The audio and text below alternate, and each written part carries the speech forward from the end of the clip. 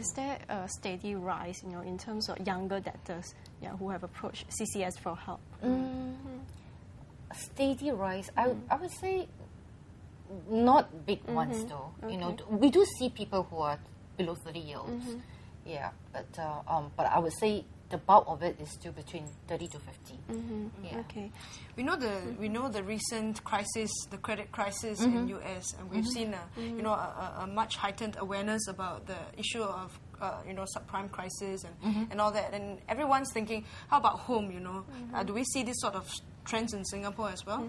Okay. No, I suppose it does affect us, of course, but whether it affects the individuals, and so much so that they have to come to seek help from CCS. Now, I suppose there is a lag time, okay, because of the, the crisis, people's job may be affected. But at the moment, I think our job market is still quite okay, all right. But in the unfortunate event, should there be, adverse changes, in the next 1-2 months or what, things don't suddenly just happen, okay. I mean, they may be able to sustain for a while. It depends on the individual. Now, if they are able to find a new job fast, then perhaps not too bad. But if they can't, then they may have to rely on their saving, if there is any. If there's none, or there's not much, in other words, sooner or later, he or she will have to draw on their credit facilities to pay for their living expenses. Then they probably roll their credit facilities, and it may come to a point of time that they can't quite pay. And if they can't quite pay, then, in other words, the collection activities will begin. And they may feel stressed, and then, of course, if things just get worse, and then they may just face legal actions. Now, whether they will come to us or not, I suppose it depends. Whether they are aware of our assistance. Okay, so if they are aware, they may want to come. But there are people who are aware but are still hesitant to come because they are afraid that after coming to us, whether their employer will get to know about the debt problem, those that are still holding a job, or whether it will affect them in their future borrowing.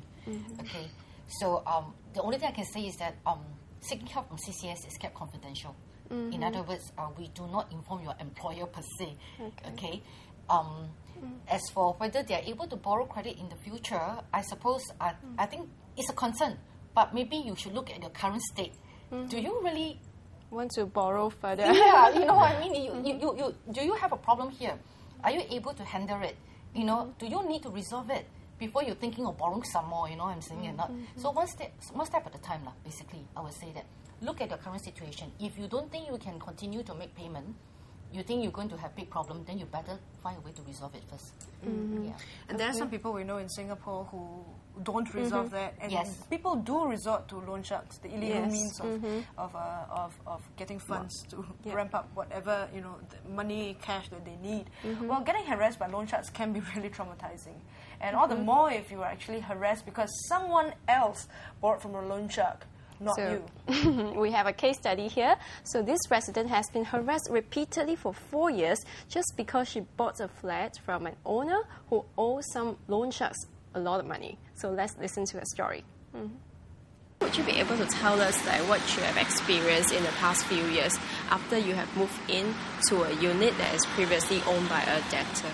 It started with all these legal debt collectors coming to my house, try to collect debts for various people, from the previous owner to all her different tenants. Apparently the guy misused my address to borrow money only after he shifted out. And half a year after I shifted in, I started, getting harassed by loan sharks. Started off with the scribblings on the wall, the O $ sign, P $, and that can be all over. It can be outside your unit, outside your neighbor's unit, outside your lift lobbies, and prominent locations around the block. They also splash paint, so I had red paint, black paint, green paint. It's a bit awkward when I order something and I buy something and then people deliver. When I open the door for them, normally you'll see these strange looks on their face because there's paint splash on your gate and your door. initially, I was really very distraught. We spent like $500 on the handle and the keyhole, and then the lock was like some expensive lock. And then it's like all they needed to do was squeeze some glue, super glue onto it, or stick toothpicks into it, and there goes your expensive locks. There was one incident, right? I tell you the loan sharks had glued my locks, So and I was inside the unit, and this was like broad daylight, in the afternoon, So I called the police. The police came and was like, so I was making my report right through the gate, right? And I was like, okay, so can you like try to break my lock and at least open the door for me? It's so unsafe for me to be locked inside the unit, right?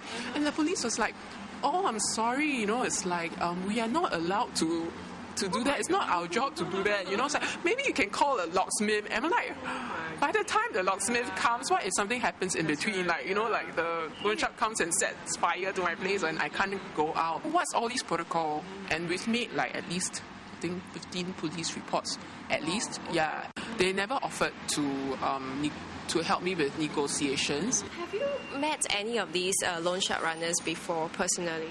I've only spoken to the guy who, the person who like leaves the pager number there, right?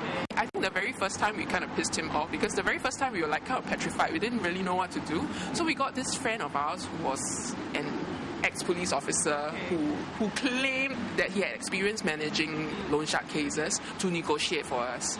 But in the end, he ended up having a shouting match with the loan shark on the phone, and he told the loan shark stuff like, 好啦，你要上来，你敢上来就上来，我在这里等你。It's like, oh God, it's like you don't live here.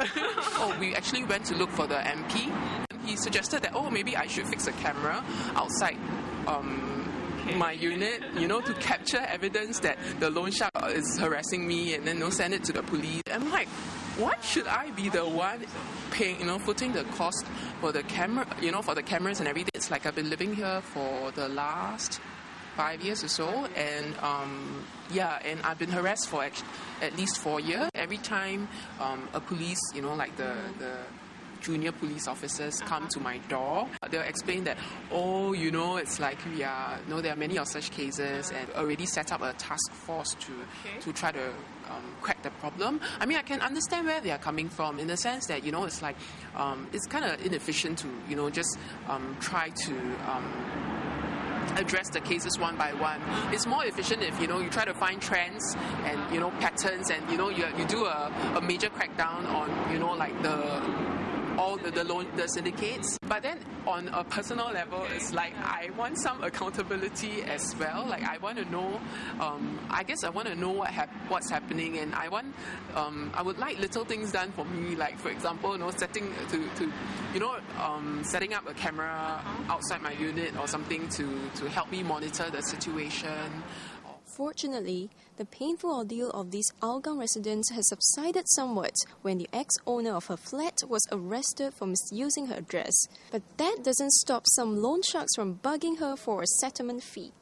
Even after the guy was caught, they were like trying to bug us for a settlement, and like, it's like, why don't you just pay this amount? I mean, it wasn't the amount quoted to us wasn't a huge amount, like $1,000-$2,000. But it's like, it's just a. And you shouldn't be paying for that. Yeah, it's just, I mean, like, the ethics of it all, right? And this guy, he actually borrowed money from multiple loan sharks. So it's like, the moment you pay one, it's like, others might start coming on your door. And for us, we figured that, it's like, we put up with it for so long, what's another few more years?